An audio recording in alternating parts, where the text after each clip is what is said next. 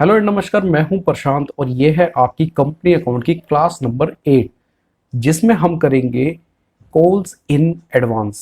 दोस्तों ये काफ़ी इंपॉर्टेंट कॉन्सेप्ट है और काफ़ी इजी कॉन्सेप्ट है। हम इस क्लास में एक क्वेश्चन की हेल्प से आपको इस कॉन्सेप्ट को क्लियर करवा के देंगे। दोस्तों मैं जब भी कोई भी क्वेश्चन कराता हूं तो मैं हमेशा एक क्वेश्चन के साथ एक ग्राफ बनवाता हूं। मैं चाहता हूं कि आप इस ग्राफ से एक अच्छी सी प्रैक्टिस कर लीजिए, क्योंकि इस ग्राफ से आपका क्वेश्चन काफ़ी हद तक इजी हो जाता है। तो दोस्तों चलिए आज की क्लास को शुरू करते हैं और शुरू करते हैं कॉल्स इन एडवांस। मेरी क्लास शुरू करने से पहले मेरे दोस्तों से रिक्वेस्ट है, प्लीज इस चैनल को सब्सक्राइब कर दीजिए। आपका 1 सेकंड लगेगा। तो चलिए आज की क्लास को शुरू करते हैं। दोस्तों ये है आपकी क्लास नंबर 8 जिसमें हम कॉन्सेप्ट नंबर 8 लिखेंगे, कॉल्स इन एडवांस। दोस्तों आपको पता है कि कंपनी जब भी शेयर का पैसा मंगवाती है तो वो 4 इंस्टॉलमेंट में मंगवाती है। जैसे मैंने इस क्वेश्चन में लिखा है application, allotment, first call, second call. तो कई बार ऐसा होगा कि कोई शेयर होल्डर अपनी कॉल्स का अमाउंट अलॉटमेंट के टाइम पर ही दे देगा। जिस अमाउंट के लिए एक पर्टिकुलर टाइम दिया हुआ है उस टाइम से पहले अगर कोई शेयर होल्डर अमाउंट पे कर देता है तो उस अमाउंट को बोला जाता है कॉल्स इन एडवांस। दोस्तों इस कॉन्सेप्ट को काफी बारीकी से समझाने के लिए मैंने एक क्वेश्चन का सहारा लिया है। ये क्वेश्चन काफी इंपॉर्टेंट है, आपको इंडिया में लगभग हर बड़े राइटर की बुक में मिल जाएगा। वैसे मैंने ये क्वेश्चन डीके गोयल सर की बुक से लिया है, तो जिन दोस्तों के पास क्वेश्चन अवेलेबल नहीं है मैंने अपनी बुक में इसको लिखवा दिया। अब सबसे पहले हम क्वेश्चन पढ़ते हैं। क्वेश्चन में चंद्रा लिमिटेड ने 40,000 शेयर को इशू किया। पब्लिक ने सारा का सारा शेयर को सब्सक्राइब कर लिया, यानी कि कंपनी का इशू और सब्सक्राइब एक ही है। कंपनी को कोई भी अंडर सब्सक्रिप्शन या ओवर सब्सक्रिप्शन नहीं हुआ है। दूसरी बात इस क्वेश्चन में लिखी है कि कंपनी ने अलग अलग डेट पर एप्लीकेशन, अलॉटमेंट, फर्स्ट कॉल और सेकंड कॉल का अमाउंट मंगवाया है। मैंने इस क्वेश्चन में डेट को यूज किया है क्योंकि डेट की वजह से आपका एक कॉन्सेप्ट कहीं ना कहीं अटक जाता है। इसको क्लियर करेंगे कि किस डेट पर किस तरीके से अमाउंट मंगवाया जाएगा। अब मैंने ये जो 2 लाइनें हाईलाइट की है ये है क्वेश्चन की प्रॉब्लम। एक शेयर होल्डर है जिसका नाम है मोहन, उसके पास 800 शेयर है जिसका first and final call amount उसने अलॉटमेंट पे ही पे कर दिया।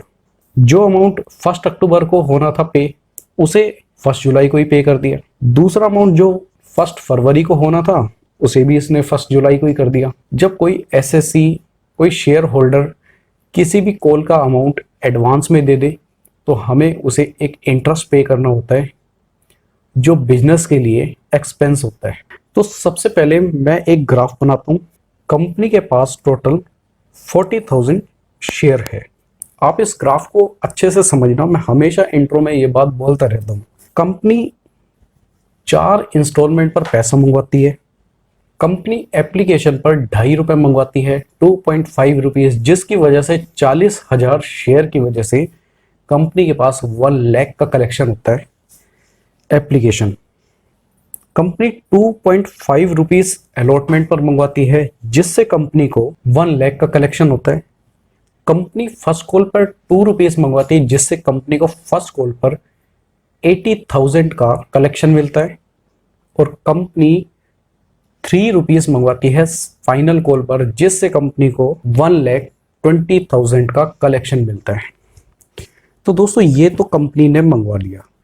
कंपनी को 1 लाख रुपीज मिलेंगे 1 मई को, तो हम 1 मई पे इसे लिख देंगे। इसके बाद कंपनी इस अमाउंट को शेयर कैपिटल में ट्रांसफर कर देगी। जब कंपनी इस पैसे को शेयर कैपिटल में ट्रांसफर करेगी तो वो डेट होगी आपकी अलॉटमेंट की डेट, यानी कि 1 जुलाई। इसके बाद अलॉटमेंट पर सबसे पहले कंपनी जो भी अमाउंट शेयर होल्डर से लेना है उसे ड्यू करेगी। ड्यू करने पर कंपनी 1 लाख की एंट्री करेगी जिसकी डेट ड्यू पे ही होगी 1 जुलाई। और बाद में ये अमाउंट पब्लिक से रिसीव किया जाएगा और इसकी भी एंट्री डेट होगी 1 जुलाई, यानी कि आपकी जुलाई पर 3 एंट्री होगी। अब कंपनी फर्स्ट कॉल का पैसा मंगवाएगी तो उसके लिए सबसे पहले कंपनी ड्यू करेगी 80,000 को 1 अक्टूबर में। ड्यू करने के बाद कंपनी इस अमाउंट को रिसीव करेगी और सेम ट्रीटमेंट हम फाइनल कॉल पर करेंगे जिसमें कंपनी सबसे पहले करेगी ड्यू, पूरे 1,20,000 को, और जिसकी डेट होगी 1 फरवरी, और बाद में इस मनी को पब्लिक से फाइनल रिसीव कर लिया जाएगा।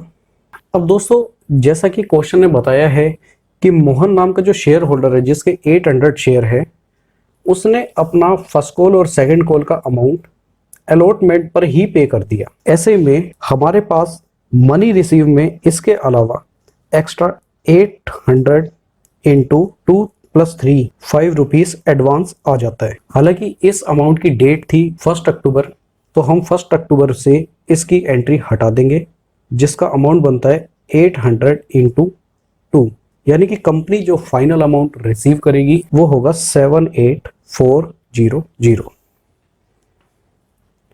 इसी तरीके से फाइनल कॉल, जिसमें एक कंपनी को 800 शेयर की पेमेंट जो पहले ही अलॉटमेंट पर मिल चुकी है उसे हम यहां से हटा देंगे, और कंपनी फाइनली 1,17,600 रिसीव करेगी। अब हमें ये पूरा का पूरा केस जर्नलाइज करना है। यहाँ हम लिखेंगे डेट, इधर पर्टिकुलर, यहाँ आएगा लेजर फोलियो, डेबिट और क्रेडिट। तो सबसे पहले आप मनी रिसीव की एंट्री करिए, bank account debit to, share का कोई नाम नहीं दिया तो आप लिखेंगे simple share application account. 1 lakh rupees company receive करेगी, तो हमने 1 लाख से इस एंट्री को बना दिया। अब हम इसे ट्रांसफर करेंगे। तो सबसे पहले आपने मनी रिसीव किया है 1 मई को, तो 1 मई की डेट डालिए। इसके बाद ट्रांसफर की जो एंट्री होगी वो होगी जुलाई में। अब हम मनी रिसीव को ट्रांसफर कर देंगे शेयर कैपिटल में, share application account debit to share capital, इसे हमने ट्रांसफर कर दिया है। अब हम एंट्री करेंगे ड्यू की। हम ये 2 एंट्रीज कर चुके हैं। अब हम एंट्री करेंगे ये वाली, share allotment account debit to share capital. हम 1 लाख से इसे ड्यू करेंगे। अब हमें मनी रिसीव करना है, जिसमें हमें 2 तरीके का मनी मिलेगा, एक 1 लाख और एक एडवांस मनी 4,000। तो हम दोनों की एक एंट्री बनाएंगे। तो हमने इस तरीके से एक एंट्री की है, bank account debit to share allotment account to calls in advance account. देखिए, हमने 1 लाख रुपीज तो जो ड्यू किए थे हमने वो रिसीव हो गए, और जो मोहन नाम का जो शेयर होल्डर था जिसके 800 शेयर थे उसका हमें 4,000 यहीं पर मिल गया। तो हमें कंप्लीटली एंट्री 1,04,000 से करनी है। तो दोस्तों, ये है एंट्री। अब हम वापस बैक पर जाएंगे। हम ये 2 एंट्री कर चुके हैं, हमने ये 2 एंट्री भी कर चुके हैं। अब हम फर्स्ट कॉल की और फिर फाइनल कॉल की एंट्री करेंगे। सबसे पहले हम ड्यू करेंगे फर्स्ट कॉल को, share first call account debit to share capital account. ये हमने ड्यू किया। अब हम इस एंट्री को रिसीव करेंगे। ये ड्यू की एंट्री थी, रिसीव करेंगे हम 78,400 से। हमें रिसीव करना था 80,000, जिसमें से हमें 1,600 रुपये यानी कि 800 शेयर पे 2 रुपये के हिसाब से पहले ही मिल चुका है अलॉटमेंट पर। तो हम इसकी एक नेट एंट्री बनाएंगे। बैंक अकाउंट में आएगा 78,400 1600 कॉल इन एडवांस, और उसके बाद बाकी शेयर कैपिटल। तो हमारी ये 2 एंट्री भी हो चुकी है। टोटल हमने 1 2 3 4 5 6 हम 6 एंट्री कर चुके हैं। अब हम फाइनल कॉल की करेंगे सेम। पहले हम ड्यू करेंगे, बाद में हम रिसीव करेंगे। Net amount 117600। तो हम इसकी पहले करेंगे ड्यू की एंट्री। ये हमने ड्यू की एंट्री बनाई, share final call account debit to share capital 1,20,000। फिर हम एक नेट अमाउंट रिसीव करेंगे, bank account debit 117600 calls in advance 2400 जो हम पहले अलॉटमेंट पे कर चुके थे। इसके बाद फाइनल कॉल में 1,20,000। अब दोस्तों, लगभग हमने यहाँ से लेके यहाँ तक इस क्वेश्चन को कंप्लीट कर लिया है। अब जरूरी है कि हम अपने शेयर होल्डर को, जो उसने कॉल पर हमें एडवांस अमाउंट दिया है, हम उस पर एक इंटरेस्ट दें। तो सबसे पहले हम उसकी एक कैलकुलेशन निकालेंगे। हम यहाँ पर निकालेंगे कैसे कॉल पर इंटरेस्ट बनेगा। देखिए, जब एसएससी ने 1 अक्टूबर का अमाउंट 1 जुलाई को ही दे दिया, तो उसे जुलाई से अक्टूबर के बीच में इंटरेस्ट मिलेगा, जिसमें उसका बनेगा जुलाई, अगस्त और सितंबर। हम इसके हिसाब से कैलकुलेट करेंगे इंटरेस्ट का अमाउंट। 800 शेयर पर 2 रुपीज़ दिया था, यानी कि 1600। इंटरेस्ट का अमाउंट लगेगा 12%। ये कंपनी के शेड्यूल 3 की तरफ से होता है, जिसपे एक टेबल के अकॉर्डिंग ही इंटरेस्ट लगाया जाता है। और 3 मंथ का हम इंटरेस्ट लगाएंगे तो इंटरेस्ट बनता है 48 रुपीज़। सेकेंड कॉल जिसका अमाउंट 1 फरवरी को पे करना था, इसका अमाउंट भी जुलाई में पे कर दिया गया। तो हम इसका इंटरेस्ट कैलकुलेट करेंगे 2400 12% इंटू 7 मंथ, जुलाई, अगस्त, सितंबर, अक्टूबर, नवंबर, दिसंबर और जनवरी। इस तरीके से हो गए हमारे 7 मंथ। तो इसका इंटरेस्ट का अमाउंट निकलेगा 168, जिसका हम टोटल करेंगे 216। अब हम इंटरेस्ट की एंट्रीज करेंगे, 3 एंट्री आएगी आपकी। हम इंटरेस्ट ऑन कॉल और इन एडवांस के अमाउंट को करेंगे डेबिट, क्योंकि ये है कंपनी के लिए एक एक्सपेंस 216, जैसे हमने लास्ट अभी पीछे कैलकुलेट किया है। क्रेडिट करेंगे सन्ट्री मेंबर अकाउंट, यहाँ पे उस पर्टिकुलर पर्सन का नेम होगा, जैसे मोहन टू मोहन अकाउंट। तो इसके नरेशन लिखेंगे। तो हमने नरेशन में लिखा है कि इंटरेस्ट जो ड्यू हुआ है उसके पे हम 12% इंटरेस्ट देंगे। कहाँ से आए ये 12% interest? Table F of schedule 1। तो इस तरीके से आप पूरी नरेशन लिखिए ताकि पता चले कि कहाँ से आ रही है इंटरेस्ट। अब हम दूसरी एंट्री करेंगे, इसको पेमेंट दे देगी sundry member account debit to bank account. अब हम इस खर्चे को जो हमारी तरफ से हो गया, इसे हम प्रॉफिट एंड लॉस के डेबिट में डाल देंगे। 31 मार्च को statement of profit and loss account debit 216 interest on calls in advance, being interest on call in advance transfer to statement of profit and loss account. देखिए दोस्तों, यहाँ तक तो थी जनरल एंट्री, जिससे आपका पूरा का पूरा क्वेश्चन जनरल एंट्री में डिवाइड हो गया। अब हमें बैलेंस शीट बनानी है, तो हमें पता होना चाहिए कि हमें कौन कौन से अकाउंट्स बनाने हैं। उसके लिए मैंने आपको सबसे सिंपल टेक्निक बताई हुई है।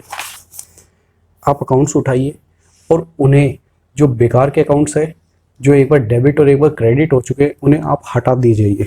यहाँ आपका एप्लीकेशन अकाउंट डेबिट और एक बार क्रेडिट हुआ, 2 अकाउंट बचे आपके, बैंक अकाउंट और शेयर कैपिटल अकाउंट। दोनों के अमाउंट साइड में लिख लीजिए और दोनों में 1 लाख रुपीस की पेमेंट डाल दीजिए, 1 लाख। तो ये हमारा कंप्लीट हो गया। अब एक बार अलॉटमेंट डेबिट हुआ, एक बार अलॉटमेंट क्रेडिट हुआ। अकाउंट बचा शेयर कैपिटल का 1 लाख रुपीस, और यहाँ पे अकाउंट बचा बैंक का 1,04,000, और इसके साथ साथ आया कॉल्स इन एडवांस, जिसका अमाउंट है 4,000 रुपीज़। तो ये भी हमारा लगभग कंप्लीट हो गया। अब हम फर्स्ट कॉल में देखेंगे। एक बार फर्स्ट कॉल हुआ डेबिट, एक बार फर्स्ट कॉल हुआ क्रेडिट। निकल कर आया share capital account, bank account, call in advance.